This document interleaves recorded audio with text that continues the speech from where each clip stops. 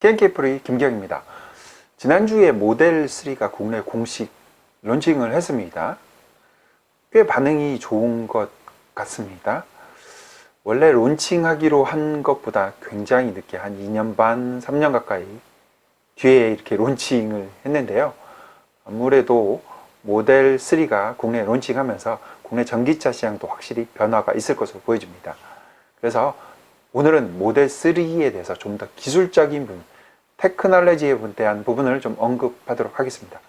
제목에서도 알다시피 몰라도 되고 알면 더 좋은, 안다고 하면 테슬라의 인싸 정도 된 정도, 그 정도 지식이기 때문에 다소 기술적인 부분을 집중하다 보니까 일반 유저로서는 크게 알지 않아도 될 그런 정보가 될 수도 있겠습니다. 모델 3가 다른 테슬라 모델 S하고 X에 비해서 달라진 점들을 좀 기술적인 면에서 살펴보도록 하겠습니다.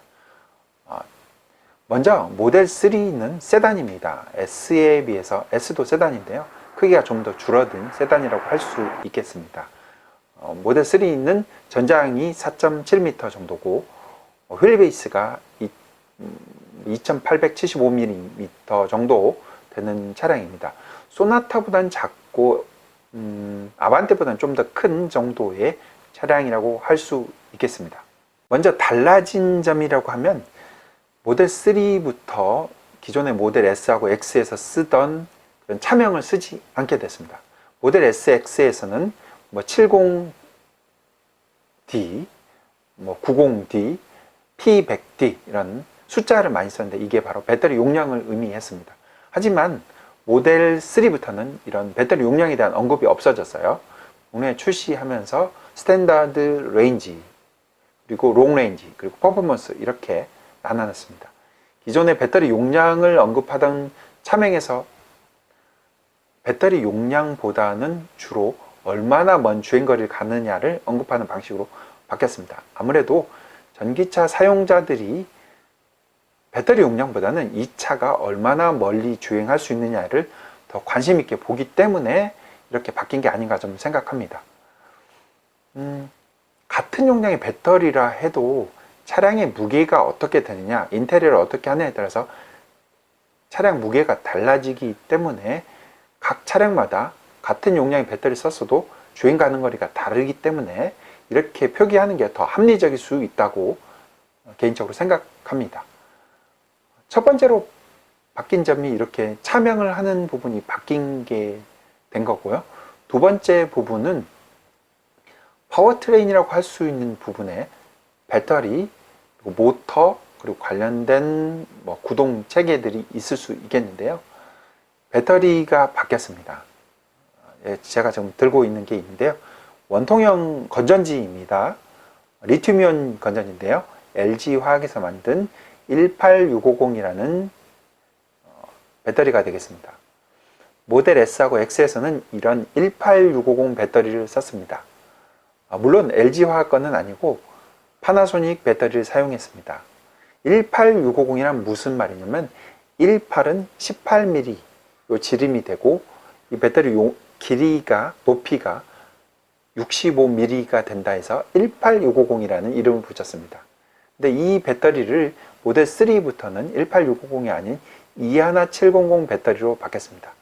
2하나는 21mm로 지름이 더 길어졌고 높이 더 70mm로 좀 더 길어진 배터리를 사용하게 되겠습니다. 그럼 왜 21700 배터리 쓰냐? 배터리가 살짝 커지지만 그에 비해서 배터리의 에너지 저장 용도를 많이 높일 수 있기 때문에 21700 배터리를 사용하고 있습니다. 정확히는 알지는 못하지만 한 40% 정도를 18650보다 더 높은 에너지 저장을 할 수가 있게 되겠습니다.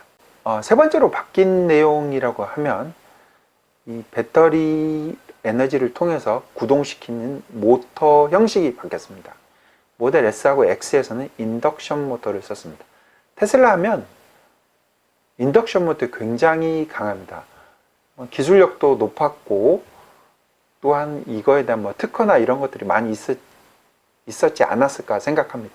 그래서 S하고 X에서는 전부 다 인덕션 모터를 앞뒤 다 사용했습니다. 근데 모델 3부터는 스탠다드 레인지의 후륜 구동 방식으로 하는데요.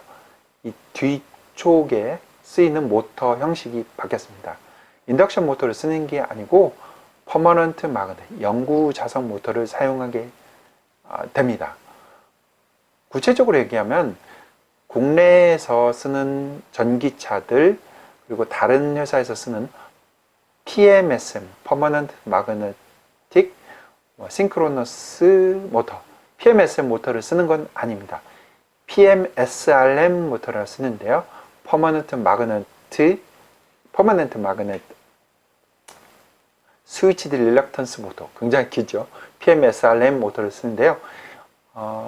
SRM이라는 게 있어요. 스위치드 릴럭턴스라는 용어가 새롭게 언급된대요. 이게 좀 생소한 모터입니다. 그래서 구글링을 해서 좀 찾아본 내용이 있는데요. 같이 그걸로 보면 좋을 것 같아요. 이쪽 화면에서 보면은 여기 지금 돌고 있는 게 보여요. 이렇게 한 칸씩 뭔가 색깔이 바뀌면서 자석화되는 부분이에요. 요게 로터고, 도는 부분이 로터고, 그 외부 쪽이 스테이터가 되겠습니다. 폴은 스테이터가 8개의 폴이 있고요. 그리고 안쪽은 6폴인 겁니다. 로터 안이 그냥 쇠입니다. 쇠. 스위치드 릴럭턴스 모터는 비용이 상대적으로 적게 듭니다. 쇠가 있는데 자석의 원리를 이용했다고 하면 될 것 같아요. 자석을 갖다 놓으면 쇠가 그냥 달라붙는 역할을 해서 당기는 힘이 작용하죠. 그런 거를 이용했다고 하면 될 것 같습니다.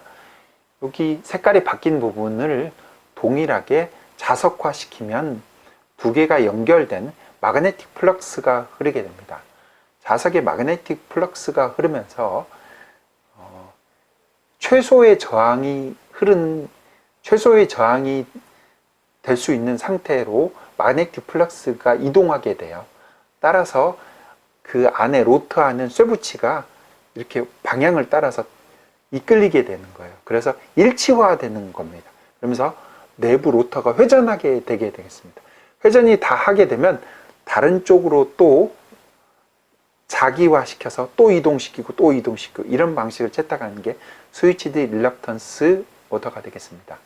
근데 PMSRM이기 때문에 이 스위치드 릴럭턴스 방식에다가 퍼머넌트 마그네틱을 추가로 더 사용한 방식이겠습니다. 구체적으로 어떤 내용인지 형식이 밝혀진 바는 아닌데 히토를 같이 썬 것 같아요. 아무래도 이 스위치드 릴럭턴스 모터의 단점을 더 극복하면서 더 파워를 업그레이드 하기 위한 부분이 아닌가 생각합니다. 상대적으로 출력이 괜찮습니다. 크기가 작으면서 다른 전기차들에 비해서 높은 출력을 내는 게 바로 테슬라의 모델 3에서 사용하는 PMSRM 모터가 되겠습니다. 이 정도로 이해를 했는지 모르겠는데요. 이 정도로 해서 PMSRM에 대해서 나중에 더 정보가 오면 구체적으로 다시 좀 설명도 하도록 하겠습니다. 그리고 마지막은 배터리가 있고 모터가 있고 이것을 원활하게 모터를 구동시키기 위해서는 인버터라는 게 필요합니다. 에어컨을 많이 사용하는데 인버터 에어컨 많이 얘기를 하게 되거든요. 거기서 쓰는 인버터하고 동일한 의미가 되겠습니다. 배터리는 DC의 전류를 흐르게 됩니다.